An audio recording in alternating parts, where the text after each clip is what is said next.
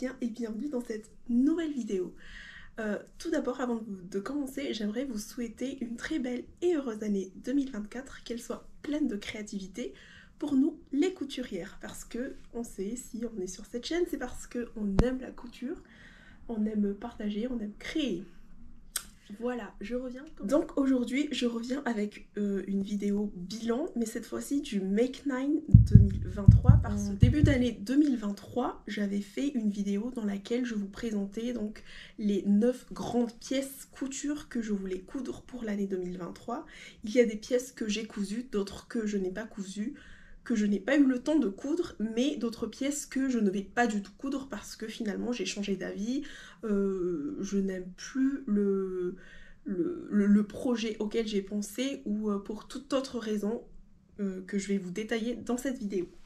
On commence tout de suite donc par la pièce dans laquelle je suis la plus fière. Il s'agit de mon trench Isla. Je vais vous mettre une photo portée juste sur le côté parce que je pense qu'elle est trop grande et je ne vais pas pouvoir vous la montrer d'une traite. Je vais cependant m'attarder un peu sur les détails pour essayer de vous montrer vraiment le travail qu'il y a sur ce trench parce que je trouve qu'il est vraiment... qu'il est vraiment trop beau. C'est déjà la deuxième version que j'ai cousue de ce trench pour vous dire. Et je l'aime beaucoup. C'est un patron de Named Clothing que j'ai acheté sur le site de Wisew, je ne sais plus, à 17,50 € il me semble. Je ne sais pas si le prix a augmenté ou si je l'avais acheté pendant des petites soldes. Il me semble que le prix est entre 17 et 20 €. C'est un prix que je trouve assez raisonnable quand même par rapport au travail qu'il y a dans ce trench, au travail qui a été fait par la créatrice ou le créateur, je ne sais pas, de ce patron. Et toutes les explications qui sont fournies avec. Il va de la taille 32 à la taille 60 ou 62 si je ne dis pas de bêtises. Et pour cette version-là, j'ai cousu la taille 46. Il faut 3,50 m de gabardine, de tissu principal donc, et à peu près 3 mètres de doublure pour la version...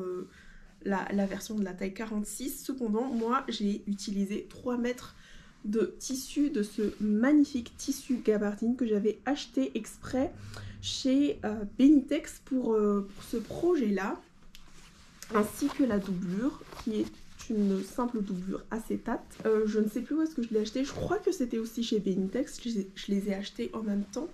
Mais je ne suis plus très sûre, je ne sais même pas si j'avais tourné une vidéo haul tissu pour cette commande-là. Donc vraiment, c'est une doublure toute simple que vous pouvez trouver n'importe où. Cependant, je n'ai pas utilisé 3,50 m de tissu principal parce que, de 1, j'ai joué à Tetris. Je n'avais que 3 mètres, il fallait que ça rentre dedans. Et de 2, j'ai apporté quelques modifications au patron. Alors, les modifications, il n'y a rien de très travaillé dans les modifications que j'ai faites. J'ai juste adapté la longueur du trench à ma taille parce que il me semble que c'est un trench qui est fait pour une stature d'1,70 m et comme je ne fais que 1,64 m, c'était beaucoup trop long pour moi. Chose que j'ai remarqué sur mon premier trench, je pense que je pourrais vous mettre une photo de mon premier trench ici. Je l'ai cousu dans la taille 52, j'ai gardé la longueur... non, je n'ai même pas gardé la longueur. Il me semble que j'avais coupé, j'avais enlevé, je crois, 10 cm à ce trench de base. Mais sur celui-ci, j'ai raccourci. Au niveau de la taille, j'ai fait des modifications et aussi au niveau des hanches. Donc j'ai remonté la ligne de taille et la ligne de hanche pour que ça tombe au bon endroit sur moi parce que je l'ai vu sur, encore une fois sur le premier trench que j'avais cousu, que les poches étaient trop basses parce que eh bien, ce n'était pas fait pour ma stature, c'est tout, voilà. Donc ce trench, j'ai beaucoup travaillé dedans, j'avais commencé à le coudre au printemps dernier. Et je me suis arrêtée parce que je me suis rendu compte que je n'allais pas du tout la porter. Je pense que je l'ai cousu fin de printemps, on était presque au mois de mai, mois de juin. Et il a commencé à faire très chaud et donc je me suis dit je ne vais pas porter ça de l'été, ça ne sert à rien de le coudre. J'ai repris au mois de septembre et je l'ai terminé soit septembre, soit courant octobre. Et depuis, Je l'ai porté presque tous les jours jusqu'à ce qu'il fasse vraiment trop froid pour que je ne puisse plus porter ce trench. Donc pour vous dire, il est vraiment, il est déjà rentabilisé. Je l'aime beaucoup trop. Il y a les, je ne sais plus comment on appelle ça, des bas-volets, je ne sais pas, des petits trucs là qui fait que ce soit un trench devant et derrière, voilà, qui est entièrement doublé. Il y a le col qui est juste ici et cette fois-ci la petite ceinture au niveau du col que je n'ai pas perdu parce que j'ai fixé à l'arrière, j'ai fixé ici au niveau des passants pour que ça ne tombe pas, chose qui a été préconisée dans le patron mais que je n'ai pas fait pour ma première version, donc je l'ai perdu, soit ce n'est pas grave. Ensuite on a aussi les petites manchettes, les petits bracelets de manche, enfin je sais pas comment on appelle ça, avec toujours le passant, la ceinture que j'ai choisi de faire avec une boucle et que j'ai biseauté sur un côté, voilà. Alors c'est trop long, j'aurais dû raccourcir la ceinture pour que je puisse vraiment bien utiliser la boucle parce que là quand je la porte avec la boucle, au fait la ceinture est trop longue. Donc je la porte très rarement comme ça, je laisse souvent attacher comme ça derrière dans le dos, je trouve que c'est très bien comme ça. Ensuite on a les poches, hop, je crois que ce sont des poches raglan, je sais plus, des poches sur le côté, voilà, avec les fonds de poche dans le même tissu que la doublure. Et bien sûr, tout le trench qui est doublé. Et là, ce que j'aime beaucoup aussi, c'est la fente. C'est la fente ici, voilà, dans le dos. Entièrement doublé. Les finitions de la partie fente qui m'ont donné mal à la tête lors de la réalisation de la première version. Mais que j'ai mieux compris, il fallait juste que je me pose, que je réfléchisse et que je suive à la lettre ce qui était écrit dans les instructions et ça a été comme sur des roulettes. Ce sont des finitions que j'aime beaucoup. Ah non, c'est pas le même sur ce côté. Donc là, hop là, sur le côté de la fente intérieure et voilà, sur celui de l'extérieur, j'aime beaucoup. Et aussi la finition que j'ai appréciée et que j'essaie de refaire à chaque fois, c'est le bas de la... C'est le bas avec la parmenture et le tissu principal. Cette finition là, si je pense que vous le voyez, il y a une couture juste ici et ça c'est quelque chose que j'apprécie. C'est une finition que j'aime beaucoup sur ce trench là, que j'essaie de refaire quand j'ai une veste ou quelque chose qui est doublé avec une parmenture comme ça. Est-ce que j'ai oublié quelque chose? Ah, les boutons, ce sont des boutons que j'ai récupérés d'un ancien vêtement qui appartenait à ma soeur, qu'elle ne porte plus. Et donc j'ai récupéré les boutons parce que je trouvais que ça allait parfaitement avec mon trench. En revanche, celui-là, c'était un bouton de mon stock. Et donc vous voyez, c'est pas exactement la même couleur que les boutons... ici, mais ce n'est pas trop. Donc voilà pour le premier projet de ma liste de Make 9 qui je trouve est une grande réussite, vraiment j'adore ce trench.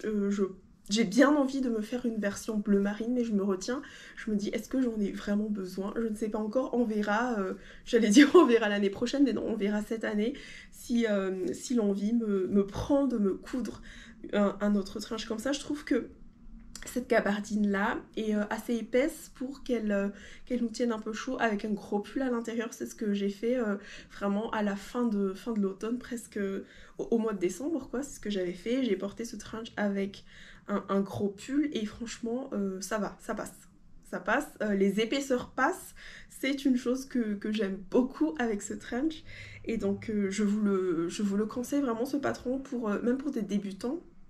Si vous n'avez pas trop de mal avec l'anglais, parce que j'ai oublié de vous le dire, mais c'est un patron qui est en anglais. Alors oui, avec un tout petit peu de concentration, vraiment, ça passe. Moi, je n'ai pas de souci avec l'anglais, mais il a quand même fallu que je me remette dedans, parce que j'avais déjà cousu le trench 1 an ou 2 ans auparavant, je ne sais plus. Et j'avais complètement oublié la logique du montage de ce trench là, parce qu'effectivement chaque patron a sa logique de montage et chaque créateur a sa façon de vouloir. Et donc je trouve qu'il est très important de lire les instructions pour voir où est-ce qu'on pourrait avoir du mal et surtout de s'exercer, chose que je n'ai pas du tout faite, mais c'est parce que c'est déjà la deuxième fois que je couds ce trench. La deuxième cousette que je devrais vous présenter, donc j'avais prévu de me coudre un ensemble d'un magazine Couture Actuelle, la revue sur ma chaîne. Je vous mettrai bien évidemment les vidéos dans la barre d'information. C'est un ensemble jupe et veste. Je pense que je pourrais remettre une photo ici de la version finie, de la version qui est présentée dans le magazine, et que j'ai déjà décalqué, mais que je n'ai pas cousu finalement. Je n'ai pas cousu l'ensemble finalement parce que juste parce que j'avais très peur. J'avais peur de me rater. C'est ma première veste, mon premier blazer, le premier blazer que je vais coudre en gros. Les explications du magazine Couture Actuelle sont un peu sommaires, donc j'avais très peur de me lancer dedans. J'avais pas envie de gâcher mon tissu surtout, et j'étais une grosse paresseuse et je ne voulais pas faire une toile pour la réalisation donc de ce blazer. D'autant plus que je voulais faire une vidéo couture, coudre un ensemble avec le magazine Couture Actuelle. Je voulais faire une vidéo vlog couture avec, et donc je me suis dit j'ai envie de prendre mon temps, j'ai vraiment envie de faire cette vidéo, mais j'ai peur de me rater dans la vidéo et de juste ne pas arriver à mon projet final dedans, perdre mon temps, etc. Et en même temps perdre mon tissu. Donc j'ai mis ça de côté, je me suis dit j'attends, je vais faire mes autres projets et je verrai à quel moment je le ferai. Mais finalement je ne vais pas du tout le faire. Entre temps j'ai acheté le blazer Fran, oui je crois que c'est Fran de Bella Love Patterns, qui est une marque de patron, il me semble que c'est anglophone aussi, et qui est vraiment très réputée pour ses explications très bien détaillées, ses patrons extrêmement bien faits, du moins pour ce type de pièces là. Je n'en ai entendu que du bien, donc j'ai profité, je crois, des Black Friday pour acheter ces patrons. J'ai son patron maintenant, et je pense que je vais plutôt coudre cette version là au lieu de la version Couture Actuelle de base que j'avais prévue. Tout ce blabla pour vous dire que ce deuxième projet de mon Make 9 n'a pas du tout été réalisé. Voilà, c'est tout. J'aurais pu m'arrêter là. Je crois que je vous avais déjà fait le bilan couture de ce pantalon, mais c'est un pantalon Efes de la marque Belen Paris.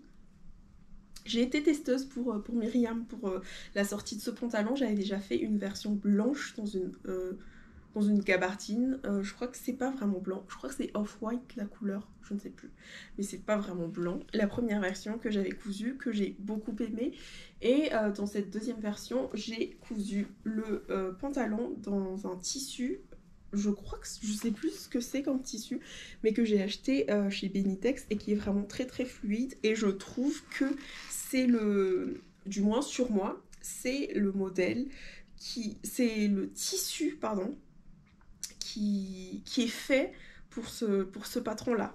Je le redis sur moi, je trouve que le rendu est très bien, le fait que ce soit léger, fluide, que ça que ça virevolte dans tous les sens quand je marche, je trouve que ça rend le pantalon pas très élégant, mais que ça rend le pantalon bien sur moi. Voilà, c'est tout ce que je voulais dire. J'ai choisi cette fois-ci de faire les poches, alors que je vous montre dans le bon sens, pardon. J'ai choisi de faire les poches italiennes, aussi une chose que je préfère, et j'ai mis des boutons, voilà, que j'avais acheté chez Emmaüs.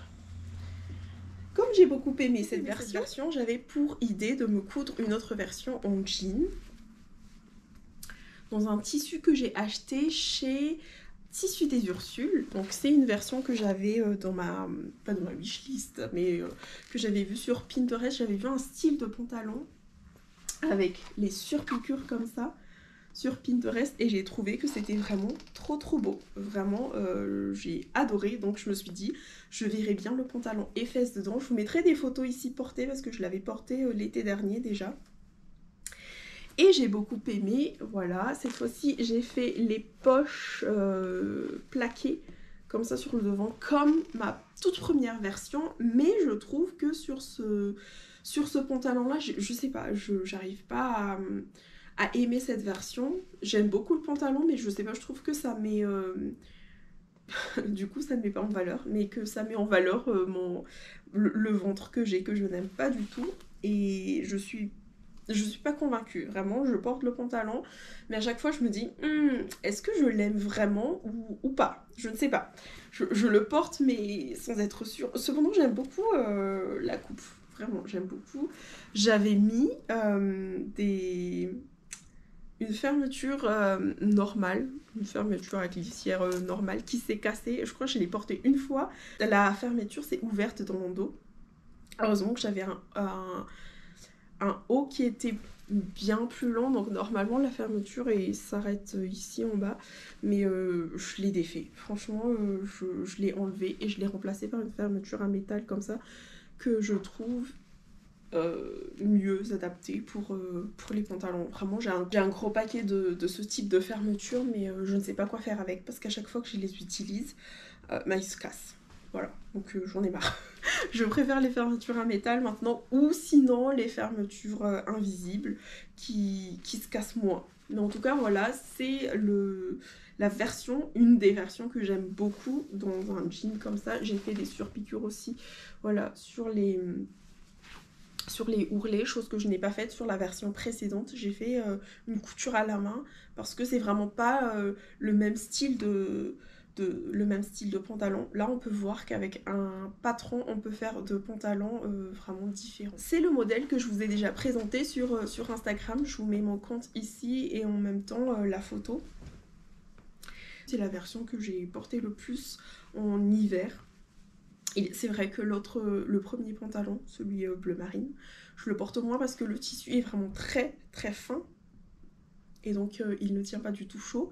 Je peux mettre une paire de collants à l'intérieur, mais bon, voilà. C'est le pantalon que je porte moins en hiver, les deux un peu plus. Bah, l'autre, je ne l'ai pas du tout porté parce que la fermeture était cassée depuis très très longtemps et je l'ai recousu pardon, hier. Maintenant je pourrais la reporter, mais pendant un bon moment il est resté dans ma garde-robe. Cette fois-ci, j'ai fait les poches italiennes, parce que comme je vous ai dit tout à l'heure, je trouve que les poches plaquées ne vont pas du tout bien avec ma morphologie. Et j'ai fait un pantalon bicolore. Je ne savais pas quel tissu choisir pour mettre en guise de poche plaquée si j'avais choisi cette version-là. Donc j'ai pris la facilité.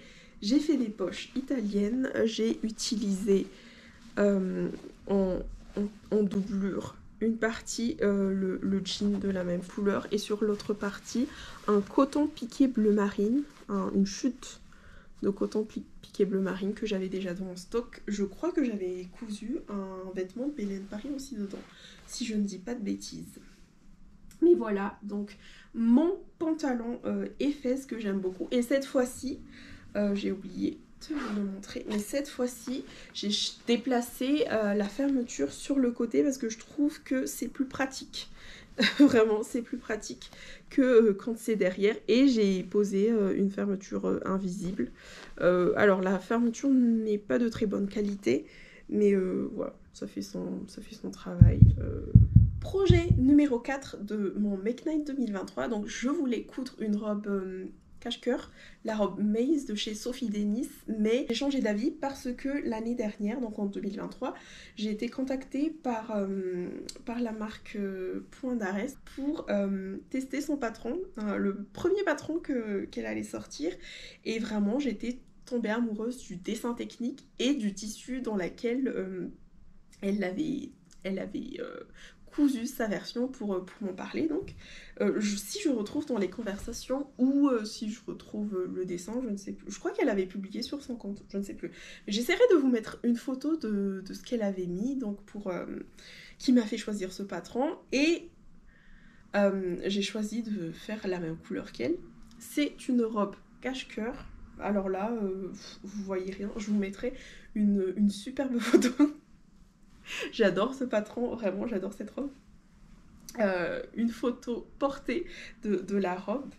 C'est un tissu satin que j'avais acheté au marché spécialement pour cette robe. J'ai pris 4 mètres de ce tissu parce qu'il me semble que c'était une petite laise. Je crois que c'était une laise de 1m10 et il fallait 3 mètres de tissu pour une laise d'1m40, donc je me suis dit, ou 1m50, je sais plus, donc je me suis dit qu'il fallait prendre un peu plus pour être sûre. J'ai fait la version longue, bien sûr, les manches longues parce que c'est ce que j'ai apprécié avec ce patron, et les poignets avec des boutons dorés. Je crois que j'ai déjà présenté cette robe dans un bilan couture, donc je ne vais pas m'attarder dessus. Tout ça pour vous dire que donc au lieu de coudre la robe Maze, j'ai cousu la robe Ressou l'Est de la créatrice Point d'Arrest pour en échange. Voilà, c'est tout. En échange, je ne voulais pas coudre 2 fois la même robe. Donc j'ai cousu cette robe-là. 5e projet couture, c'était un projet upcycling que je n'ai pas fait aussi. Alors cette fois-ci, j'ai une bonne raison. Je voulais coudre la robe Kalian de la droguerie dans un tissu noir parce que j'aime beaucoup, de 1, les robes cache-cœur, et je voulais avoir une robe basique noire dans ma garde-robe. Voilà, j'avais 2 robes que j'ai cousues à mes débuts en couture, que je n'aime plus, que je n'ai plus aimé et que je ne mettais plus, donc qui prenaient de la place dans ma garde-robe. Je me suis dit, je pourrais l'upcycler pour faire une robe Kalian. Sauf que au moment où j'allais coudre donc la robe, je me suis rendu compte que je n'avais pas assez de tissu pour placer mes pièces correctement dans les 2 robes, quoi. Et j'ai dû donc abandonner l'idée de ce projet. Cependant, j'ai utilisé les 2 robes pour faire une salopette TAO pour ma fille, salopette qu'elle n'a jamais portée parce que j'ai dû faire une salopette version short, et je pense qu'elle ne l'aime pas, mais qu'elle n'ose pas me le dire. Donc vraiment, ce projet de upcycling est un gros flop. Si elle le porte au printemps ou cet été, je vous mettrai des images sur Instagram. Encore un autre projet que je n'ai pas réalisé. Je voulais faire un haut qui était inspiré d'un haut que j'ai vu sur Instagram d'une Instagrammeuse que je suis, qui fait aussi des vidéos couture YouTube, je ne sais plus, Hello Pretty Color, voilà. Elle portait un haut vert clair que j'ai beaucoup aimé, et j'ai trouvé que le patron de Mood Society, la Solia Ramper que j'adore, pouvait être hacké facilement pour cette version. Cependant, et je voulais la faire dans le tissu en lin que j'avais acheté chez Nuance Fabrics, sauf que je me suis rendu compte que je n'aimais pas la couleur de ce lin là. Je trouvais que la couleur ne matchait pas avec mon teint. Voilà, la couleur ne matchait pas avec mon teint, donc je me suis séparée du tissu. Je l'avais mis sur Sioux, et finalement j'ai utilisé le tissu pour faire un cadeau que j'ai offert à ma grand-mère pour son anniversaire. Donc je suis très contente d'avoir utilisé ce que j'aime beaucoup de chez Nuance Fabrics pour faire un cadeau. Je n'ai pas du tout regretté de ne pas avoir fait le vêtement que je voulais faire de base dedans, parce que je sais que au final je ne l'aurais pas porté, parce que à partir du moment où je me dis j'aime pas trop la couleur de ce vêtement sur moi, je sais que je ne vais pas le porter, c'est sûr. Voilà, au lieu de faire le hack de ce patron, j'ai décidé d'upcycler. Je pense que je pourrais vous mettre une photo juste ici de la 2e Solia Ramper que j'ai cousue. Il s'agit de la version salopette. J'ai juste la seule modification que j'ai apportée, c'était la longueur des manches. Je les ai rallongées parce que je trouvais que la longueur initiale qui m'arrivait juste au niveau du coude n'était vraiment pas très flatteur pour moi. Ça me coupait vraiment, ça me coupait les bras. Voilà. Ça me coupait les bras, ça faisait des trucs bizarres sur moi, donc je n'aimais pas du tout. J'ai donc décidé d'allonger les manches, et j'ai préféré ça. Je l'avais cousue dans la taille 16-18, elle est trop grande pour moi. Je trouvais que le short était vraiment trop court. Pour cette raison-là, je n'ai jamais porté cette combinaison en dehors de chez moi. Je vous avais fait, il y a 2 ans, pour Noël, des séries de photos pour vous montrer que cette année-là, j'allais pas faire une tenue spéciale fête, mais que j'allais essayer d'utiliser les vêtements que j'avais déjà en guise de vêtements de fête. Et donc, je vous avais présenté la robe Mutsusati, donc la Solia Ramper, que j'ai cousue dans ce crêpe en verre satin de chez My Little Coupon, que j'ai bien sûr utilisé sur l'envers pour faire la Solia. Donc comme je vous dis, je n'ai jamais porté la combinaison en question de chez moi et je me suis dit pourquoi pas ne pas faire la version top dedans, je pourrais mieux la porter parce que non seulement elle sera moins criarde, je pourrais porter ce top là avec un jean, avec un pantalon noir, avec quelque chose de sobre en bas et je me sentirais mieux avec. C'est tout, je me sentirais juste mieux avec et c'est beaucoup mieux.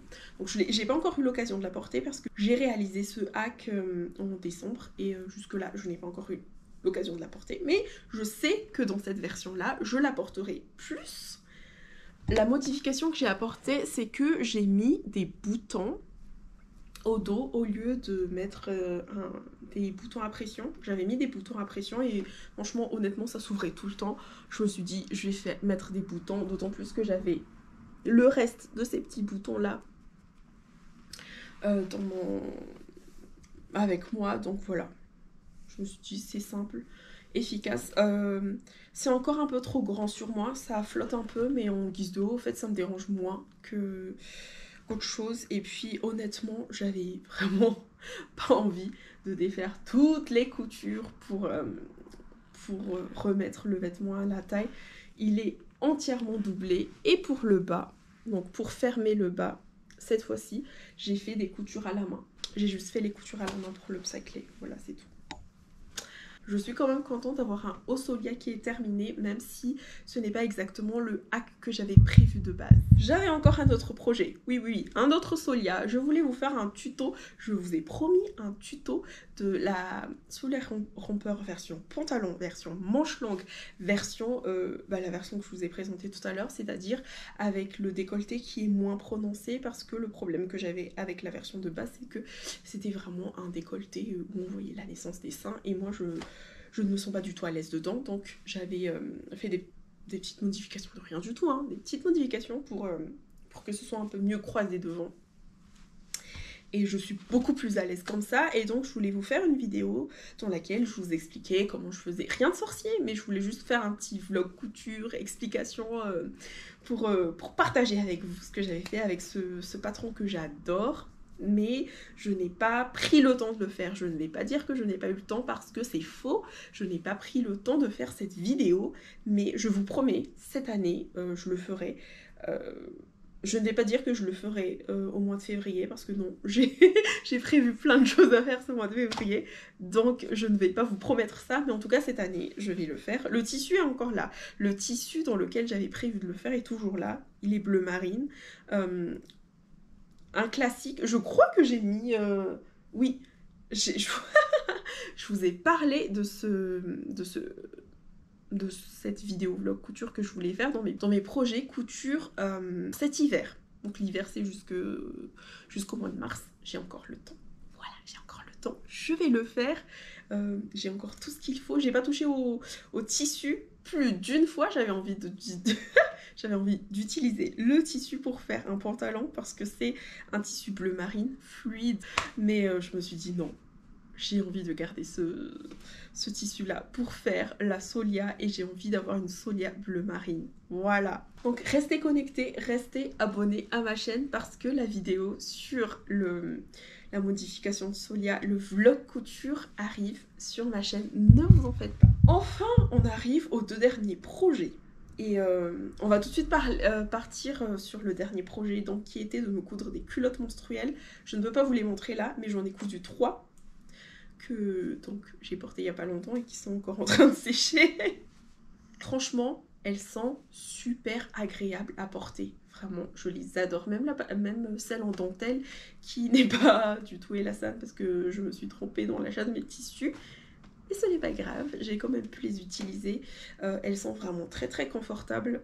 Alors celle en version coton, elle est, j'ai l'impression je vais pas dire de ne rien porter, mais vraiment elle est super agréable à porter. Elles sont très très très étanches, vraiment. Il y a une version que j'ai cousue avec 2 2 éponges de bambou dedans. Honnêtement, que ce soit la version avec simple éponge ou double, je n'ai aucun souci de fuite, que ce soit dans la journée ou dans la nuit, je n'ai aucun problème. Le patron que j'ai utilisé, c'est le patron Blue Moon de Vanessa Salin, que j'avais acheté sur Makerist à 2 € et franchement, je les ai rentabilisés. Ma batterie commence à clignoter, donc je vais parler rapidement, même si je dois faire le bilan de couture de ce manteau. Mais donc, le dernier projet que j'avais prévu de coudre, donc c'était un manteau du livre Je couds mon manteau. Un livre dont j'ai fait la revue sur ma chaîne, je vous la mets dans la barre d'infos. Donc j'ai choisi de coudre la version Chester, que j'ai cousue dans la taille 48. Je me suis fiée au tableau détail. Et la version 48 était pile poil pour moi, à 1 cm près. Je pouvais ne pas rentrer dedans, sauf que j'essaie de vous la montrer, mais elle est super grande. Alors, le point négatif de ce livre, je trouve, après l'avoir... donc là, j'ai cousu quand même un manteau dedans, je peux maintenant avoir du recul sur ce livre et je trouve qu'il manque des photos portées. Toutes les photos qui sont présentes sur le livre sont des photos comme ça, qui ne sont pas des photos portées, et je trouve qu'on n'a pas vraiment, on ne sait pas vraiment comment est le vêtement quand il est porté. Moi je pensais que le manteau Chester était un manteau ajusté, mais au fait pas du tout. Les manches sont tombantes comme ça déjà. Ça va en arrière, les épaules vont en arrière et elles sont un peu tombantes. Et je vous mettrai des photos portées, mais je ne suis pas déçue, mais je suis mitigée parce que je m'attendais vraiment à un rendu très différent. Et là, ce n'est pas du tout le rendu auquel je m'attendais. Cependant, j'aime beaucoup le manteau. Vraiment, je l'aime beaucoup. Mais du coup, c'est un manteau oversize. Si je veux avoir un manteau près du corps, donc j'aurais dû faire 2 tailles en moins. Là, j'ai fait la taille 48. Mais je pense que même dans la taille 44, je ne vais pas dire 42 parce que c'est vraiment exagéré. Mais si ça se trouve, j'aurais pu faire le 42. Mais voilà, dans la taille 44, je pense que ça aurait été parfait parce que là, vraiment...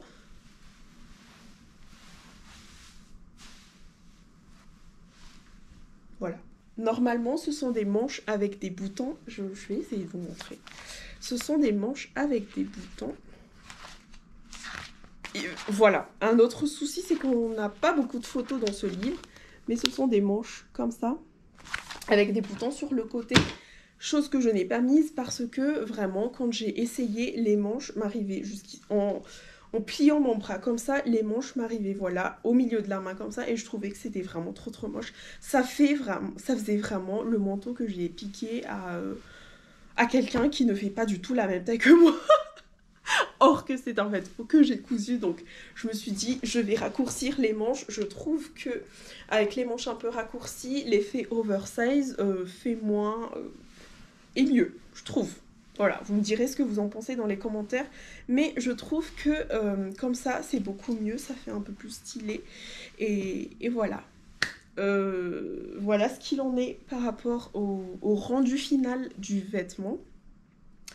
Donc j'aurais dû faire une toile, voilà, j'aurais dû faire une toile, mais je ne l'ai pas faite, donc c'est tant pis pour moi, mais je trouve que il manque des photos portées dans le livre, de 1 et de 2. Je pense que ça aurait été mieux s'il y avait un tableau du vêtement fini pour pouvoir mieux choisir sa taille. Et ce n'est pas grave, ça n'enlève en rien la qualité du patron, la qualité des explications surtout, parce que j'ai appris plein de choses en cousant ce manteau. Pour vous dire, j'ai passé tout mon mois de janvier à coudre ce manteau. Alors je n'ai pas cousu H24 au mois de janvier, bien sûr, c'était 1 à 2 heures par-ci par-là par jour. Et j'ai cousu le manteau de ma fille en même temps, donc ce qui fait que j'ai quand même, on va dire, j'ai passé une quinzaine, vingtaine d'heures sur ce manteau-là. Mais c'est surtout parce que j'ai été très têtue. Comme vous l'avez vu en début de vidéo, j'ai déjà cousu donc le trench isla. Je me suis dit, j'ai déjà toutes les techniques qu'il faut pour coudre un manteau ou un trench.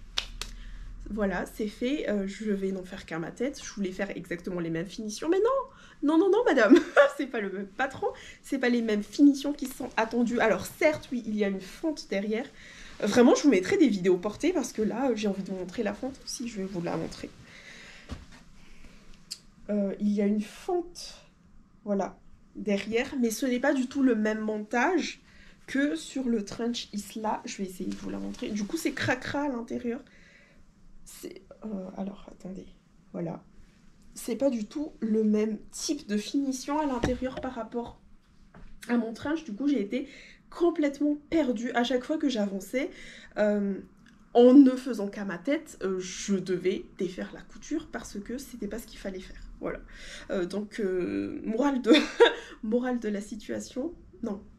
La morale est qu'il faut déjà de 1, lire les instructions de A à Z, juste pour se mettre dans le bain, voir ce que c'est, avant de coudre le vêtement et de suivre étape par étape, parce que c'est très très très important. Alors les marges de couture, où des fois, il faut coudre à 1 cm, en fait j'étais perdue, je crois, mais en plus, j'étais perdue pour rien, vraiment je faisais du caca pour rien, du caca nerveux pour rien, mais par exemple, pour le col, donc cette partie col, il faut la coudre à 1 cm, et il fallait mettre les marges de couture à 1 cm, chose que heureusement j'ai faite, mais au moment de décalquer le patron, je me suis dit mais pourquoi il faut mettre 1 cm ici et 1,5 cm par là, enfin bref, j'ai fait tout un caca au moment de découper le patron, mais j'ai compris par la suite, pourquoi. J'en profite pour vous montrer un peu la petite étiquette que je mets maintenant sur les vêtements, donc les gros projets comme ça, que j'aime beaucoup, parce que je mets pas sur les petits vêtements parce que ça me gratte. Voilà, ça me gratte. Du coup, je les mets pas. Mais donc, je pars trop loin. Mais voilà. Une autre chose, maintenant, à partir de maintenant, quand c'est écrit thermocollé, je vais thermocoller. Parce que pour les ourlets ici, il fallait thermocoller toute la partie marge de couture, et je voulais pas le faire au début. Voilà, je me suis dit non, j'ai pas envie, j'aime pas l'effet thermocollant, ça cartonne le tissu et tout, et c'est faux, hein, ça cartonne pas. Là, j'ai complètement thermocollé le col, que ce soit le dessus ou le dessous de col, et c'est pas cartonné, enfin, voilà, c'est bien, mais ça a juste un tout petit peu plus de tenue. Et c'est quelque chose que j'ai failli regretter. Heureusement que j'ai changé d'avis. Merci à mes copines sur Instagram qui m'ont dit non, si j'étais toi, je ferais pas cette erreur-là. Et donc j'ai thermocollé par la suite. Mais voilà, à partir de maintenant, et quand c'est écrit thermocollé, il faut le faire. Typiquement sur la poche, j'ai pas thermocollé et vraiment ça se voit. Ça se voit un peu que j'ai pas thermocollé. Mais puisque j'en ai fait qu'à ma tête, je vais dire que c'est pas grave. J'ai fait exprès. Pour la doublure, j'ai justement utilisé le tissu en lin de chez Nuance Fabrics, dans laquelle donc j'ai cousu la chemise que j'ai offert à ma grand-mère. Et je trouve que bon, ça fait un petit rappel. De même pour les fonds de poche, c'est ce que j'avais utilisé. Mais je pense que la prochaine fois que je couds un vêtement dans laquelle il faut faire comment on appelle ça, un rabat de poche, oui je crois, un rabat de poche, j'utiliserai le même tissu, que ce soit celui qui se voit ou celui à l'intérieur. Je trouve que ça fait plus joli. Là qu'on joue comme ça, j'aime moins. Après, quelle idée aussi d'avoir choisi un tissu très contrastant. Peut-être que si ça avait été noir, j'aurais plus apprécié, mais là, non. Là, vraiment, je regrette un tout petit peu. J'aurais préféré que ce soit le même tissu à l'extérieur et à l'intérieur, mais ça, c'est pas trop grave. Pour les boutons, j'ai utilisé des boutons par dépit. Par dépit, mais je les aime bien quand même, parce que comment on dit ça ? Dans ma grande collection de boutons, je n'avais pas 3 boutons identiques noirs. Voilà ce qui arrive quand on achète les lots de boutons chez Action. J'ai vraiment regretté d'avoir acheté ce lot d'ailleurs, parce que je crois qu'il n'y a pas 3 boutons qui se ressemblent, et vraiment, quand on fait des vêtements, on a besoin d'une dizaine de boutons au moins qui se ressemblent pour être sûr d'avoir tout ce qu'il faut, quoi. Mais là, je trouve que le fait que ce soit doré, bon, ça fait quand même son petit effet, c'est pas trop grave, et puis c'est joli, voilà. Donc je vous ai dit que j'ai cousu ce vêtement pendant une petite quinzaine d'heures pour la taille 48, donc la plus grande taille de ce livre, j'ai utilisé 2,60 m, comme ce qui était préconisé, de tissu extérieur, et j'ai pas utilisé 3 mètres, parce qu'il me semble que c'était écrit qu'il fallait 3,20 m, je crois, de doublure, si c'était une petite laise. C'était le cas, il me semble que c'était une laise de 1,10 m, mais je n'ai pas utilisé les 3 mètres, vraiment. J'ai respecté totalement ce qu'il fallait faire, n'importe quoi. J'ai respecté totalement le droit fil, et vraiment, je n'ai pas eu de soucis pour ça. Je n'ai pas modifié la longueur ou quoi du manteau, donc je trouve que les 3 mètres de doublure sont un peu exagérés, vraiment. Mais ce n'est que mon avis, donc encore une fois, faites une toile, mais posez vos patrons sur un tissu que vous avez à la maison avant d'acheter le nécessaire pour faire le manteau, mais vraiment, je trouve que les 3 mètres de tissu qui ont été demandés pour la doublure sont de trop.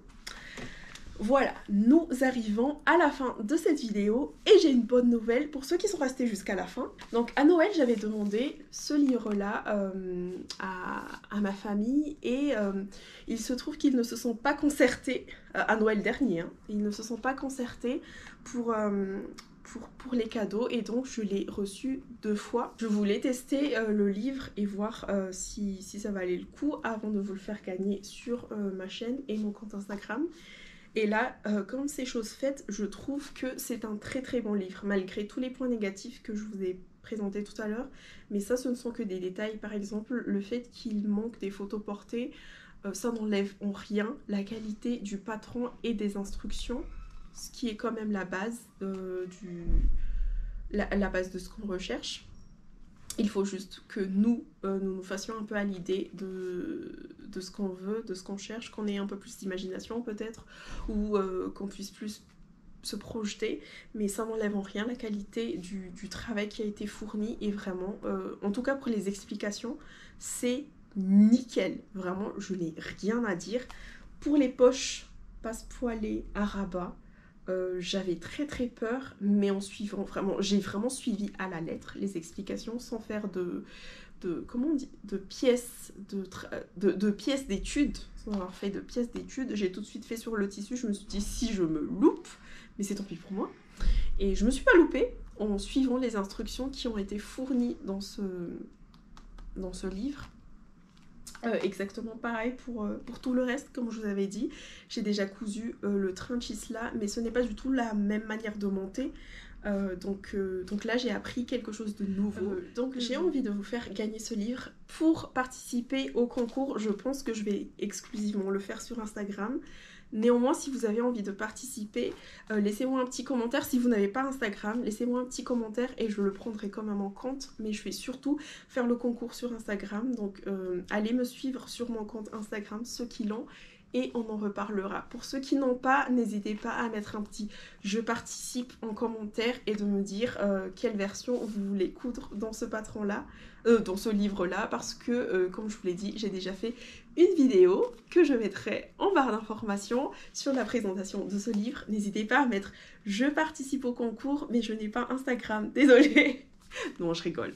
N'hésitez pas à mettre « je participe ». Pour ceux qui ont tout de même Instagram, allez-y s'il vous plaît, ça me fera très plaisir. Je mettrai les deux, je rassemblerai les noms des deux côtés. Donc ceux qui ont Instagram auront doublement leur nom dedans.